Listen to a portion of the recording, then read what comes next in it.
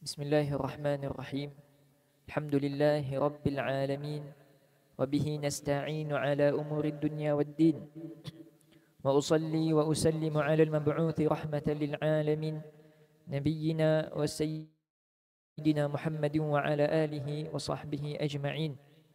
أما بعد، إخوتي وأحبتي في الله، السلام عليكم ورحمة الله وبركاته. Alhamdulillah,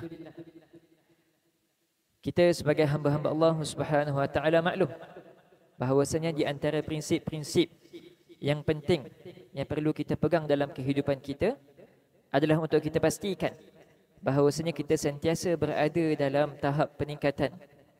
Kita perlu pastikan bahawasanya hari ini bagi kita lebih baik daripada hari-hari yang berlalu, dan tahun ini perlu lebih baik daripada tahun-tahun yang lalu. Dan kita maklum juga bahawasanya baginda sallallahu alaihi wasallam pernah bersabda, khiyarukum atwalukum a'mara wa ahsanukum a'mala. Sabda baginda sallallahu alaihi wasallam yang bermaksud yang sebaik-baik dari kalangan kalian adalah yang paling panjang umurnya dan paling baik amalannya. Jadi yang dianjurkan oleh baginda sallallahu alaihi wasallam bukan sekadar banyak amalan, tetapi baik juga amalan tersebut. Jadi perlu kita perhatikan, perlu kita bermuhasabah diri dan lihat dan reflek kan bagaimana tahap bacaan Al-Quran kita, kan bagaimana kita menyikapi ahli keluarga kita, bagaimana solat kita, bagaimana khusyuk kita, bagaimana puasa kita, bagaimana keadaan kita dengan perkara-perkara yang telah dilarang oleh Allah Subhanahu Wa Taala. Adakah sama sahaja seperti tahun yang lalu, 5 tahun yang lalu, ataupun ada pembaikan, ataupun wal'iyadzubillah kita semakin berani melanggar perintah-perintah Allah Subhanahu Wa Taala dan berani untuk melakukan larangan-larangan Allah Subhanahu Wa Taala. Maka kita sebagai seorang Muslim tak patut hidup dalam keadaan yang stagnan, kan, tak ada perubahan, tak ada pembaikan kepada keadaan yang lebih baik. Kan, kemajuan daripada sudut apa yang kita kerjakan, daripada segala sudut, kan, mendatangkan kebaikan, yang mendatangkan manfaat bagi kehidupan dunia kita maupun kehidupan di akhirat kita. Dan kita maklumlah kan bahawasanya pembaikan yang membawa kepada kebaikan akhirat itu lebih utama, kan, dan tiada percanggahan antara kedua-duanya bagi seorang Muslim. Okay, maka semakin dekat kita dengan ajal, kan, semakin dekat kita dengan ajal, dengan berlalunya hari-hari, semakin sepatutnya lah kan kita semakin takut kepada Allah Subhanahu Wa Taala, semakin mengabdikan diri kita kepada Allah Subhanahu Wa Taala, semakin tunduk dan tawaduk kepada Allah Subhanahu Wa Taala. Maka pada setiap kali kita nak mengamalkan sesuatu, ikhwati fillah, para hadirin dan juga hadirat, hendaklah kita reflect.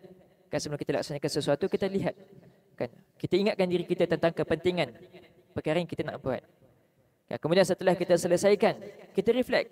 Kan, jangan terus balik begitu sahaja lepas solat tarawih sebagai contoh, ataupun selepas pekerjaan kita reflect.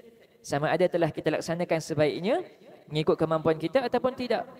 Kan, mudah-mudahan kepada kesempatan yang lain kita dapat tingkatkan tahap prestasi kita dan juga pelaksanaan kita bagi sesuatu pekerjaan.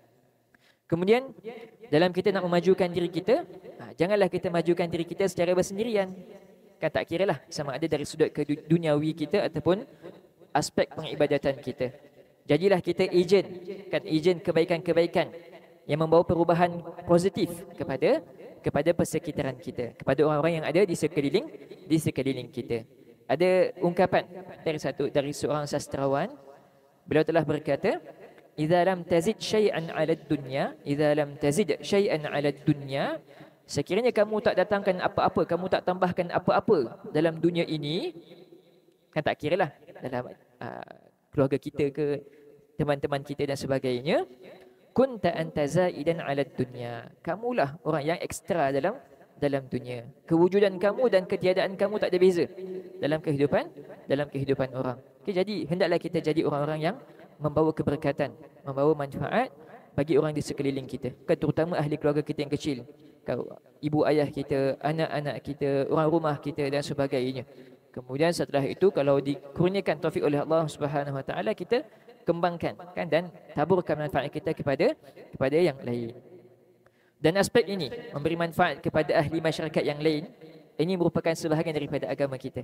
Kan, lihat sahaja pensyariatan amar ma'ruf nahi mungkar. Katakanlah kita nak lakukan kebaikan, bukan kita buat seorang-seorang, kita ajak orang sama-sama buat kebaikan dengan kita. Bila kita nampak orang melakukan kemaksiatan, adakah kita biarkan sahaja? Kita fikir aku selamat sebab aku tak buat? Tidak, kita wajib untuk menegur, kan, untuk mengingkari kemungkaran. Pentingnya aspek ini dalam agama kita sehingga kan bahkan bukan agama Islam sahaja yang dibawa oleh baginda Muhammad sallallahu alaihi wasallam. Kan segala agama yang dibawa oleh para nabi, perkara ini merupakan sebahagian yang penting dalam agama yang dibawa oleh mereka, dalam syariat mereka. Sebab itu Bani Israel telah dilaknat oleh Allah Subhanahu Wa Taala atas lidah-lidah nabi mereka. Kenapa? Sebab mereka meninggalkan syariat ini. Kan syiar mengamar ma'ruf dan juga bernahi mungkar. Dan sebagai penutup bagi peringatan kali ini, usaha untuk meningkatkan kualiti kehidupan ini bukan tertumpu kepada aspek pengibadatan sahaja. Kan, ia juga mencakup aspek-aspek kehidupan kita yang lain. Kan, dari sudut mata wang, kalau kita ada kelebihan, maka kita menaburkan, kita menyumbang dari sudut mata wang kita. Begitu juga bukan daripada aspek materialistik sahaja, begitu juga kita boleh meningkatkan kualiti kehidupan kita bersama dalam aspek maknawi juga. Kan, bagaimana kita menyikapi orang bila kita bertemu dengan saudara kita, sahabat kita, kita bertemu dan menjemput mereka dengan muka yang ceria. Kan, dan kita tahulah hadis Nabi SAW, di mana Nabi SAW telah bersabda, kan, la tahqiranna minal ma'rufi syai'a. Jangan kamu sekali-sekali memandang remeh pada suatu kebaikan, apa jua pun kebaikan tersebut, walau antalqa akhaka biwajhin taliq, walaupun kamu berjumpa dengan saudara kamu dengan muka yang ceria. Itu juga ada timbangannya di sisi Allah Subhanahu Wa Taala. Maka tak kala kita tahu kan ada sahabat kita yang sedang mengalami kepayahan, kita tawarkan kata-kata yang menenangkan hati, ingatkan tentang kelebihan bersabar atas musibah-musibah yang Allah menimpakan di muka bumi ini dan sebagainya. Kan, dengan tujuan kita dapat meringankan bebanan yang dihadapi oleh sahabat dan juga saudara kita. Dan begitu juga kan di antara aspek, di antara perkara yang perlu kita laksanakan tak kala kita nak membantu orang lain.